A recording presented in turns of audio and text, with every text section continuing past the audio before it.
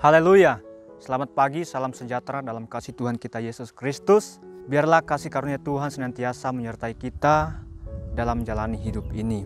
Puji Tuhan, sebelum kita lebih jauh menjalani sepanjang hari ini saudara, kita akan sama-sama belajar firman Allah di dalam Roma pasal 5 ayat pertama. Firman Allah berkata demikian, sebab itu kita yang dibenarkan karena iman, kita hidup dalam damai sejahtera dengan Allah oleh karena Tuhan kita, Yesus Kristus. Puji Tuhan.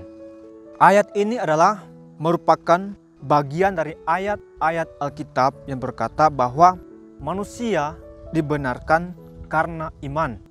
Sejak kapan manusia itu dibenarkan karena iman?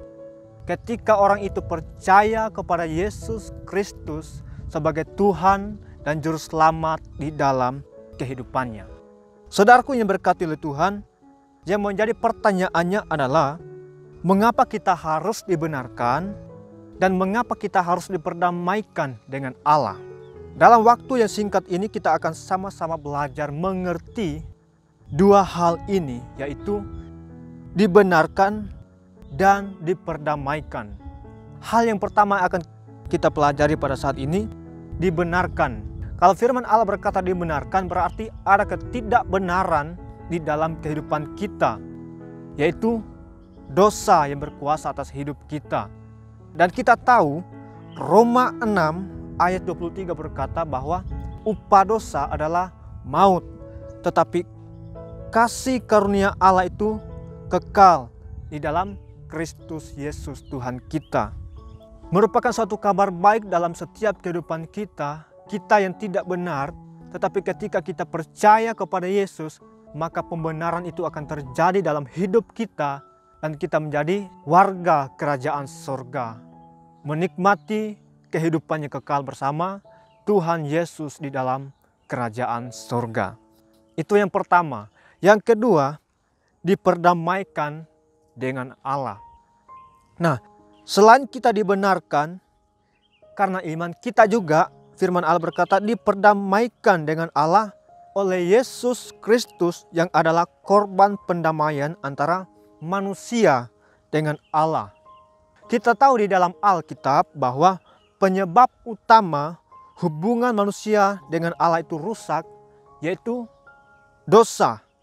Di dalam Alkitab juga bahwa dosa adalah merupakan satu tindakan yang melawan kehendak Allah sehingga menimbulkan perseteruan antara tindakan Allah dan tindakan manusia. Jadi saudara-saudara yang berkati oleh Tuhan, karena dosa kita dianggap sebagai musuh Allah atau seteru Allah yang memisahkan kita dari kasih dan kemuliaan Allah itu sendiri. Jadi dosa itu memisahkan kita dari kasih dan kemuliaan Allah. Tetapi merupakan kabar baiknya dalam hidup kita adalah bahwa Yesus Kristus sebagai korban pendamaian antara Allah dan manusia, mendamaikan kedua belah pihak, yaitu manusia dan Allah, sehingga yang kita tadinya yang adalah dianggap musuh Allah karena dosa, tetapi ketika kita percaya kepada Yesus Kristus sebagai korban pendamaian, maka hidup kita menjadi sahabat-sahabat Allah.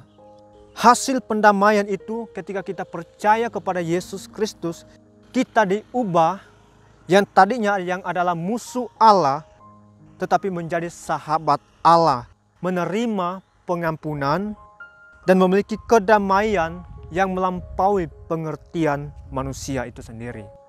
Saudara-saudara yang berkati oleh Tuhan, adalah kabar baik ketika kita percaya kepada Yesus Kristus. Kita yang dianggap musuh Allah karena dosa, tetapi ketika kita percaya kepada korban pendamaian itu, kita dikatakan sebagai sahabat Allah, menjadi warga kerajaan surga. Itu yang kedua. Yang ketiga, dampak pembenaran. Nah, apa dampak pembenaran itu ketika kita percaya kepada Yesus? Dampak pembenaran karena iman adalah orang percaya memiliki hubungan yang intim dengan Allah, memiliki hubungan yang akrab dengan Allah.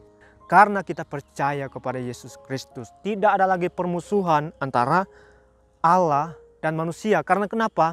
Yesus Kristus yang sudah turun dari sorga menjadi korban pendamaian bagi manusia dan Allah, sehingga kita menikmati bersekutu dengan Allah di dalam kerajaan surga. Puji Tuhan, demikian firman Allah, kita berdoa. Terima kasih Bapa di dalam kerajaan surga, kami bersyukur Tuhan Yesus, karena oleh darah Yesus Kristus yang sudah memperdamaikan kami, sehingga kami menjadi sahabat Allah, dan kami akan menerima kelimpahan kasih karunia Allah itu dalam hidup kami. Ketika kami percaya kepada Yesus, maka pembenaran itu akan terjadi dalam setiap kehidupan kami ya Bapa. Terima kasih Bapa yang baik, sepanjang hari ini kami akan jalani, kami percaya berkat Tuhan melimpah atas kehidupan kami. Berkati orang-orang percaya di mana saja mereka berada ya Bapa. Terima kasih Tuhan, kami akan melangkah di sepanjang hari ini dengan iman dalam nama Tuhan Yesus Kristus. Haleluya. Amin.